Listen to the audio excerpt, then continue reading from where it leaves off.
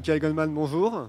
Bonjour. C'est vous qui avez fait connaître le financement participatif en France avec le site My Major Company.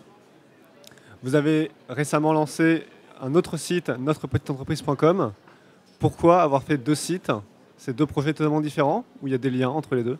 Non, les deux sites sont vraiment liés. En fait, notre petite entreprise, c'est un moyen, j'allais dire, marketing de communiquer autour de notre partenariat qui constitue le cœur de notre petite entreprise.com qu'on a monté avec BGE. Et le principe de notre petite entreprise.com, c'est d'aller recruter des projets d'entrepreneurs qui peuvent s'appuyer sur le financement participatif pour obtenir des fonds de départ ou en tout cas une petite somme d'argent qui leur permet d'avancer dans leur business. Et ces projets-là sont sur notre petite entreprise.com mais sont aussi sur My Major Company. D'accord. Est-ce que vous pouvez nous rappeler les grandes règles du crowdfunding? Alors, le grand principe du crowdfunding, c'est des porteurs de projets qui demandent aux internautes et à leur communauté de les soutenir dans un projet de vie, ou un projet entrepreneurial ou un projet créatif. Voilà, à partir du moment où ces projets ont du sens à s'appuyer sur quelque chose de collectif ou de solidaire, on les accepte, mais on ne les accepte pas tous. Et voilà, l'objectif, c'est d'obtenir une certaine somme d'argent dans un certain laps de temps.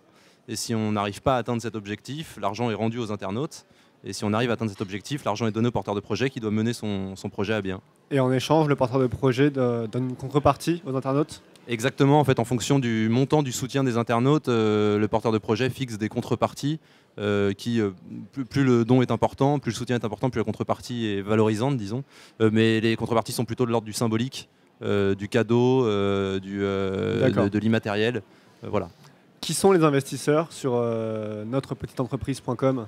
Est-ce que c'est les mêmes que sur My Major Company qui s'est fait connaître sur des projets artistiques? C'est difficile de... Globalement, les investisseurs d'un projet sont souvent la communauté propre au projet initialement, et en tout cas les gens que le porteur de projet va réussir à convaincre, j'allais dire, dans la vie réelle. Ensuite, le tout venant reste quand même une minorité du soutien dans un projet, mais donc j'allais dire, la communauté qui vient soutenir un projet, c'est celle qui est autour du projet à la base. Voilà. D'accord. Quel type de projets sont soutenus sur ce site?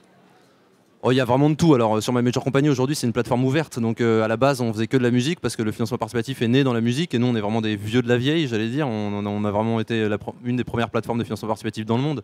Donc on a commencé dans la musique. Aujourd'hui on est ouvert à tous les domaines. Donc aujourd'hui sur My Major Company, il y a de la musique, mais il y a aussi des BD, des livres, des projets entrepreneuriaux, des projets solidaires. Il y a vraiment de tout, des projets de patrimoine, il y a vraiment de tout. Et sur notre petite entreprise, c'est vraiment spécifiquement dédié aux projets qui sont soutenus par BGE.